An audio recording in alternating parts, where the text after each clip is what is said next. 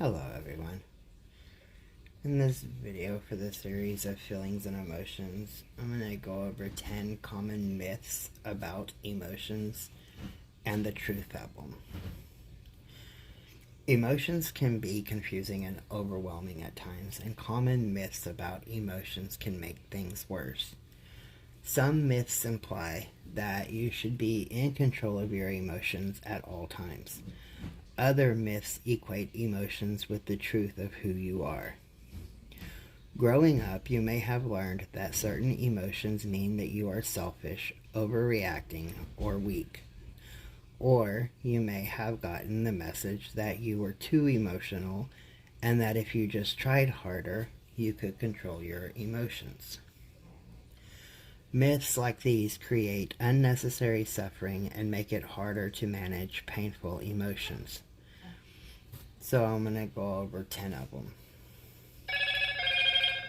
Myth number 1. Having strong feelings mean I am out of control. Truth.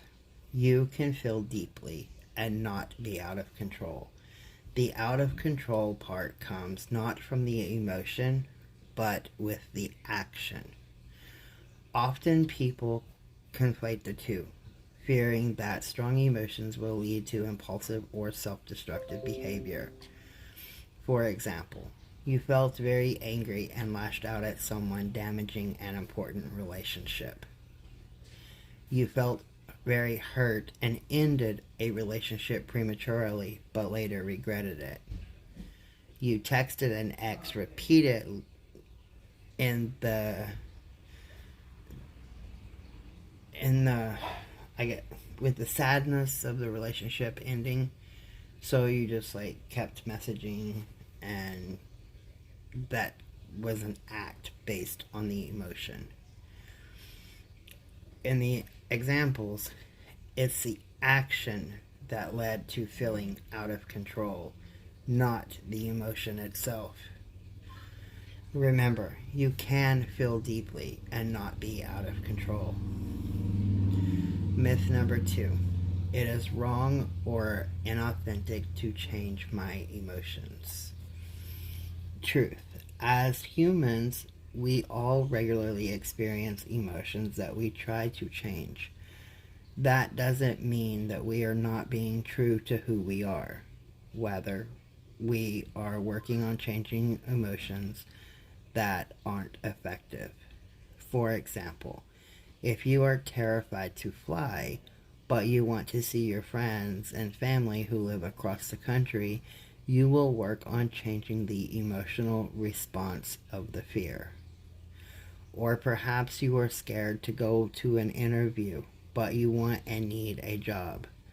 To succeed, you work to reduce the fear so that you can show up as your best self. Myth number 3. My emotions speak the absolute truth. The truth is, sometimes strong emotions are based on our interpretations of events rather than the event itself. Therefore, it is tricky to put so much weight on your emotions, especially if you are very sensitive or emotional. Just because you feel something doesn't mean that it is true. Some people who are very emotional create an identity out of their emotions, or they think that their strong emotions make them special, cool, or better than others. But it is nearly impossible to have a stable sense of self when that sense is resting on something as variable as changing emotions. Myth number 4. Some emotions are stupid. The truth is, this is one of the common myths about emotions that can really stifle you.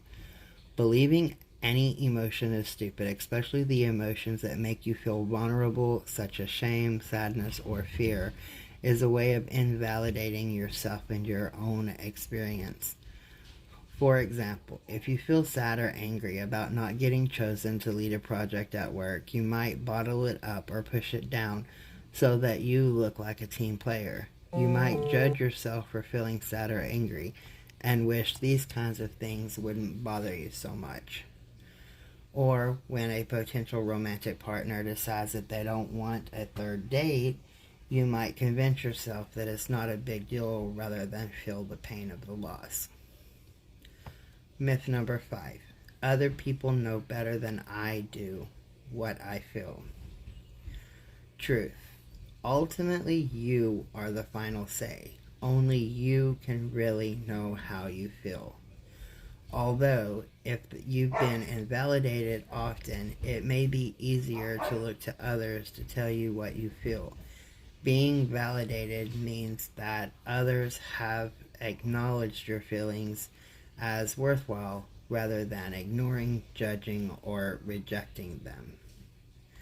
Also, if your emotions are confusing to you, it is sometimes easier to rely on what others say about what you are feeling. Myth number 6. I need to be very emotional to be creative. The truth is, often strong emotions after the fact can inspire works of art of all kinds. But in order to have the discipline to see your creative projects through, you will need access to your wise mind, which is synthesis of emotion and reason. Without the reasonable or rational part of you on board, your emotions may be great fodder for creative material, but it will stop there. It will be nearly impossible to complete that song, painting, or short story on emotions alone. Myth number 7. If I start crying, I will never stop. The truth is, avoiding grief or sadness doesn't actually make it go away. It's still there in the background, bringing you down. Many people we see in our therapy practices and different outreach programs and stuff that, some of us attend and stuff, we can look around and we can see, if somebody's looking sad or if they're cheerful for that day, co-workers or classmates or whatever. But we can see the struggle with being unable to feel grief or sadness. And some people just do all sorts of things to avoid feeling pain. Some common ways of avoiding grief and sadness include overworking, throwing yourself into self-improvement projects, overeating or undereating, drinking too much or smoking too much, zoning out in front of a screen or electronic device. The trick to feeling emotions that you worry might overwhelm you is to fill them in small doses so that you don't feel like you're drowning in painful emotions. Myth number 8. Emotions happen for no reason. The truth is, there is always a reason for emotions, even if you aren't aware of the reason. For example, imagine you feel sad all of a sudden while standing in a store, smelling a vanilla-scented candle. Earlier in the day, you were feeling fine. Now, you just want to go home. This is because the scent triggered a memory just below the surface of, let's say, your grandmother's house that smelled of vanilla because she loved to bake. Often memories and associations from the past happen outside of the conscious awareness, leading to the sense that you are feeling something for no reason. Myth number 9. It's better to be rational than emotional. The truth is, we need our emotions. They make us react quickly in the face of danger, help those in need, and motivate us to form intimate relationships. Ask yourself what the world would look like if you didn't have emotions. Would you comfort a crying baby? Would you run from a lunging dog? Would you show up at your friend's birthday party? Would you even have any friends? Usually what people mean when they say that being rational is better than being emotional is that they don't trust their emotions to not get them in trouble.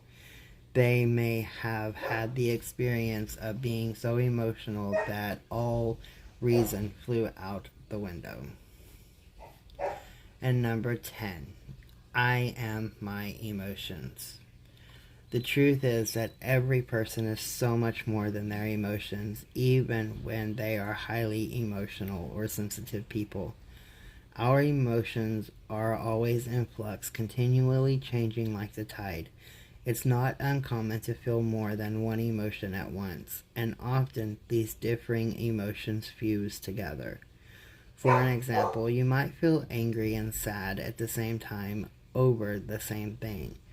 As you pulse between emotions, it can be difficult to pin one down long enough to call it your identity. This results in a feeling of constant wavering, being uncertain of who you really are.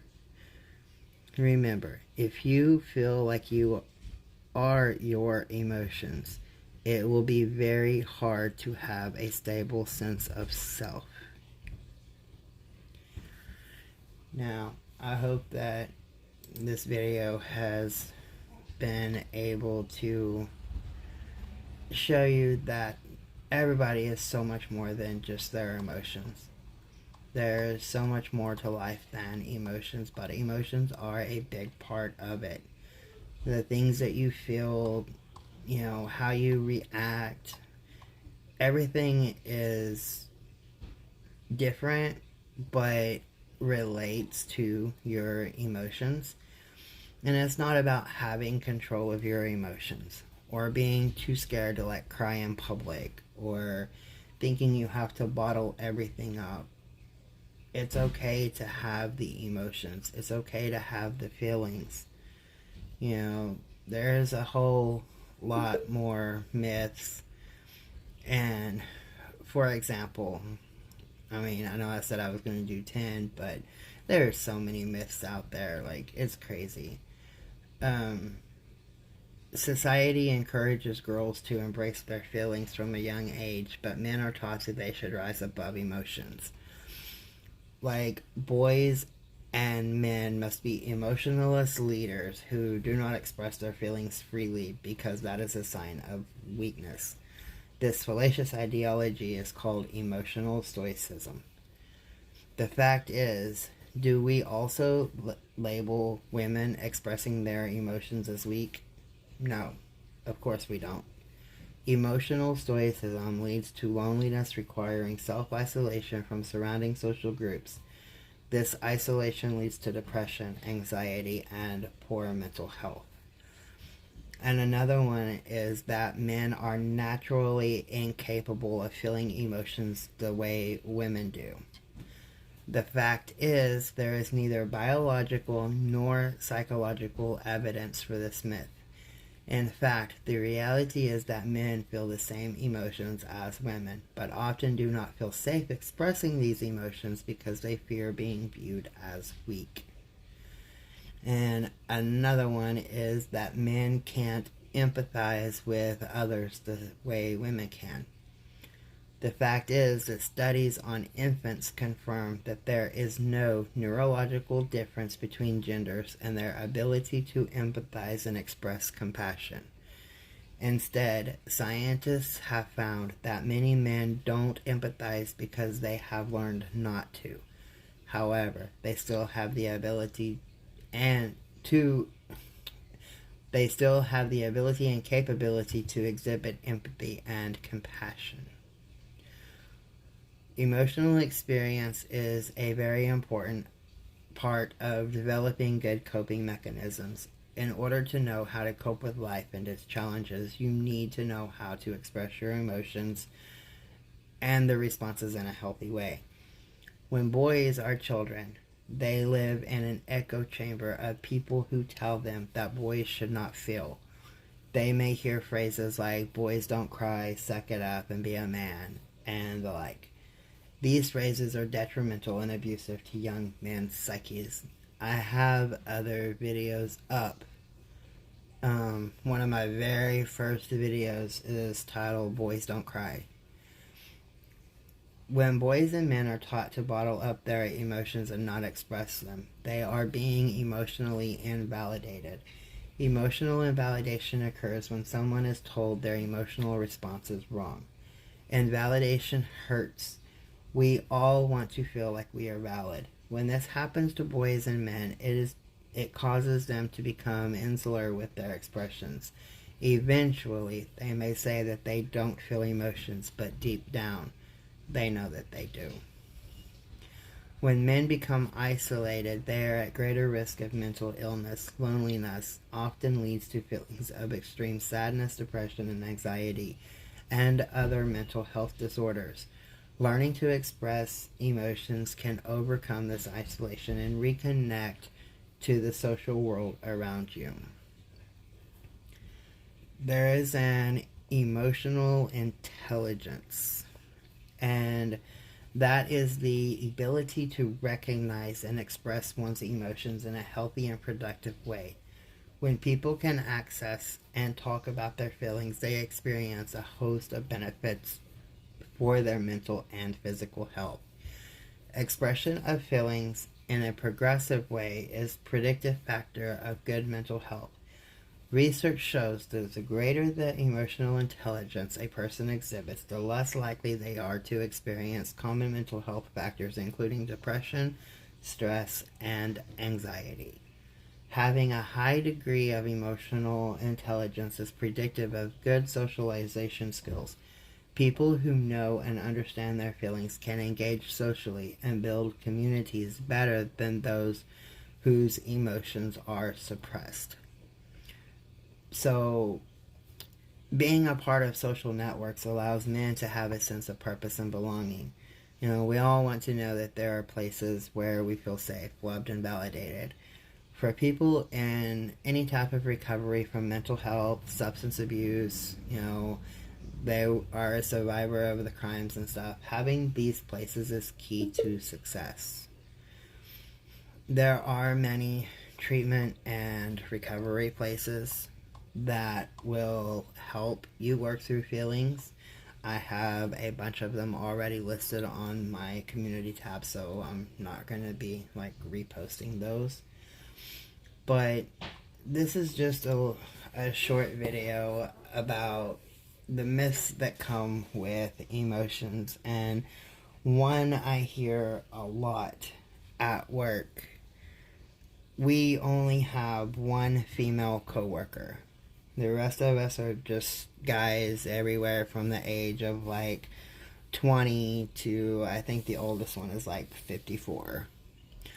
But we only have one female that works there. And if she comes in and she's expressing her emotions, or she's in a mood or whatever, the first thing out of everybody's mouth is, oh, she must be PMSing. And that is a huge myth as well for women. Just because a woman is expressing her emotions and stuff, it does not mean that she is in need of a tampon. I have literally had coworkers hand her a tampon because she was upset over her child being bullied at school. It had nothing to do with the time of the month. She was legit upset because her child was being bullied, and a coworker tossed her a tampon. I guess his wife had left it in their truck or something. I don't really know. I don't know how he got it, but that's one of the big myths too. Women show emotion in many different ways, and it does not mean that it is just that time of the month. I mean, I have teen daughters and stuff, I know that girls get very emotional.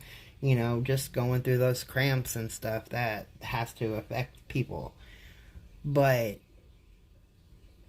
every emotion is not based on a woman's cycle. And for people who thinks that it does, I'm just here to tell you that you're wrong. Straight up. Telling a woman that she's moody or asking her if she's on her cycle because she is expressing an emotion is sexist. That is just totally wrong. I mean, it's right up there with telling, you know, a 5 or 6-year-old boy that they can't cry because they're a boy. You know, there's so many things that go on with emotions and feelings and expressions.